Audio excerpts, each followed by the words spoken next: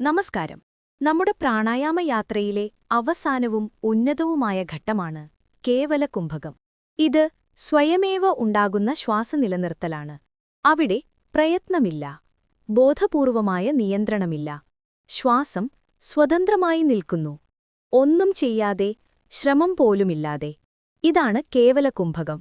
ഈ അവസ്ഥയിൽ ശ്വാസം നിൽക്കുന്നത് ശ്വാസോച്ഛ്വാസത്തിന്റെയോ നിശ്വാസത്തിന്റെയോ സഹായത്തോടെയല്ല. സ്ഥലം, സമയം, സംഖ്യ ഒന്നും അതിനെ നിയന്ത്രിക്കുന്നില്ല. പ്രാണായാമം ചെയ്യുന്നയാളായാലും അല്ലാത്തവനായാലും ഏത് സമയത്തും ഏത് സ്ഥലത്തും ഈ അവസ്ഥ സ്വാഭാവികമായി സംഭവിക്കാം. കാരണം ഇത് ശരീരത്തിന്റെ സ്വാഭാവിക അവസ്ഥയാണ്. അതുകൊണ്ട് അപകടമില്ല.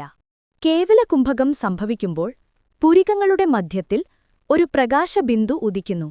അത് ബോധമണ്ഡലത്തിലുടനീളം വ്യാപിക്കുന്നു. പ്രഭാതം പോലെ തലച്ചോറ് മുഴുവൻ പ്രകാശിക്കുന്നു. അടച്ച കണ്ണുകളുടെ പിന്നിൽ കാണുന്ന ഇരുട്ട് അപ്രത്യക്ഷമാകുന്നു. പുതിയ ഒരു ജാഗ്രതയുടെ പ്രകാശം തെളിയുന്നു. ഹഠയോഗ പ്രദീപിക ഇങ്ങനെ പറയുന്നു: ഒറ്റപ്പെട്ട നിലനിർത്തലിന്റെ പൂർണ്ണതയാണ് ശ്വാസോച്ഛ്വാസത്തിൽ നിന്നും നിശ്വാസത്തിൽ നിന്നുമുള്ള മോചനം. ഈ പ്രാണായാമത്തെ കേവലകുംഭകമെന്ന് വിളിക്കുന്നു. കേവലകുംഭകം സമയത്ത് യോഗി യുക്തിയേക്കാൾ ഉയർന്നതായും ഏകാഗ്രതയുടെ അതിരുകൾക്ക് അപ്പുറത്തായും നിലനിൽക്കുന്നു.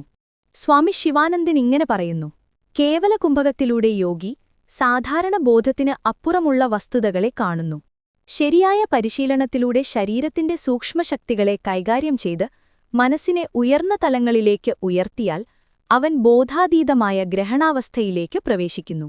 ഇതാണ് പ്രാണായാമത്തിന്റെ ആത്യന്തിക ലക്ഷ്യം: പ്രാണനെ പൂർണ്ണ നിയന്ത്രണത്തിലാക്കൽ. കേവലകുംഭകത്തിൽ പ്രാവീണ്യം നേടിയ ഒരാൾക്ക് ഇഷ്ടമുള്ളിടത്തോളം ശ്വാസം പിടിച്ചുവെക്കാൻ കഴിയും. അവൻ ഹഠയോഗം പൂർണ്ണമാക്കി രാജയോഗത്തിന്റെ അവസ്ഥയിലെത്തുന്നു. അവനിൽ നിരവധി സിദ്ധികളും ശക്തികളും ഉണരുന്നു. അവൻ വേദനയെ ബാധിക്കാതെ തുടരുന്നു. ഉറക്കം കുറയുന്നു. ശരീരവും വായും ദുർഗന്ധം വിടുന്നില്ല. അവന്റെ മുഖം തിളങ്ങുന്ന പ്രകാശം പോലെ. ദത്താത്രേയ യോഗശാസ്ത്രം പറയുന്നു: രേചകവും പൂരകവുമില്ലാതെ കേവലകുംഭകത്തിൽ പ്രാവീണ്യം നേടിയ ഒരാൾക്ക് മൂന്ന് ലോകങ്ങളിൽ ലഭിക്കാത്തതായി ഒന്നുമില്ല. ഹഠയോഗ പ്രദീപികയും ഇതേ ആശയം പുനരാവർത്തിക്കുന്നു. കേവലകുംഭകത്തിൽ പ്രാവീണ്യം നേടിയവന് ആഗ്രഹിക്കുന്നതുപോലെ ശ്വാസം നിലനിർത്താൻ കഴിയും. കുംഭകവും സമാധിയും ഒരേ പാതയിലെ രണ്ട് ഘട്ടങ്ങളാണ്. കുംഭകം സമയത്ത് ശരീരം, ശ്വാസം, മനസ്സ് പൂർണ്ണ നിശ്ചലതയിലെത്തുന്നു. അപ്പോഴാണ് പ്രാണന്റെ അളവ് വർദ്ധിക്കുന്നത്. പ്രഷർ കുക്കറിനുള്ളിലെപ്പോലെ ശ്വാസം തടഞ്ഞാൽ പ്രാണവും ബോധവും ശരീരത്തിനകത്ത് തീവ്രമാകുന്നു. ആ തീവ്രത പ്രാണന്റെ വിപുലതയെ തുറന്നിടുന്നു. മനസ്സ് ശാന്തമാകുന്നു, ശക്തമാകുന്നു. സൂക്ഷ്മമായ ധാരണാശക്തി തെളിയുന്നു.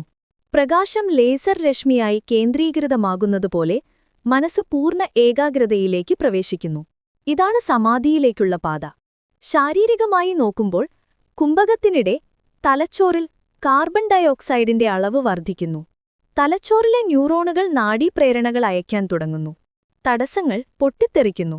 അവയിൽ നിന്നുള്ള വൈദ്യുത മാഗ്നറ്റിക് സ്പന്ദനങ്ങൾ തലച്ചോറിൽ അതിവിശാലമായ നാഡീയൂർജ്ജം സൃഷ്ടിക്കുന്നു.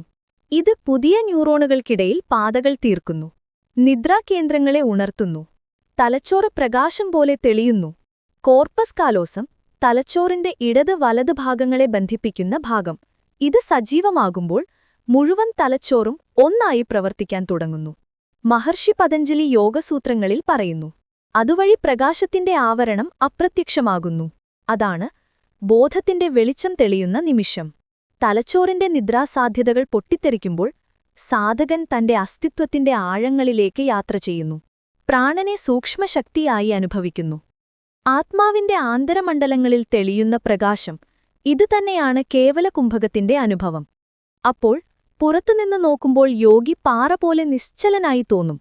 പക്ഷേ അകത്ത് അവൻ സഞ്ചരിക്കുന്നത് യുക്തിക്ക് അപ്പുറമുള്ള മണ്ഡലങ്ങളിലാണ്. എന്നിരുന്നാലും പ്രകാശത്തിനു പകരം ഇരുട്ടനുഭവപ്പെട്ടാൽ പ്രശിക്ഷണം നിർത്തേണ്ടതാണ്. അത് ജഡസമാധിയാണ്. വികസനമില്ലാത്ത, പ്രവൃത്തികളില്ലാത്ത അവസ്ഥ. യഥാർത്ഥ സമാധി പ്രകാശത്തിലേക്കുള്ള യാത്രയാണ്. കേവലകുംഭകം ശ്വാസം നിൽക്കുമ്പോൾ ജീവൻ തന്നെ ഉണരുന്ന ഒരു ദിവ്യനിമിഷമാണ്. അവിടെ ശ്വാസമില്ല, എന്നാൽ ജീവൻ പൂർണ്ണം. അവിടെ ചിന്തയില്ല, എന്നാൽ ജാഗ്രത ശാശ്വതം. ഇതുതന്നെയാണ് പ്രാണായാമത്തിന്റെ പരമോന്നതാവസ്ഥ. കേവലകുംഭകം, ബോധത്തിന്റെ വെളിച്ചത്തിലേക്കുള്ള വാതിൽ.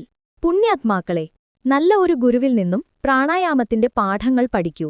നിങ്ങളുടെ ജീവിതം സന്തോഷപൂർണ്ണമാക്കൂ. വീഡിയോ ഇഷ്ടമായാൽ ലൈക്ക് ചെയ്യാനും ഷെയർ ചെയ്യാനും മറക്കല്ലേ.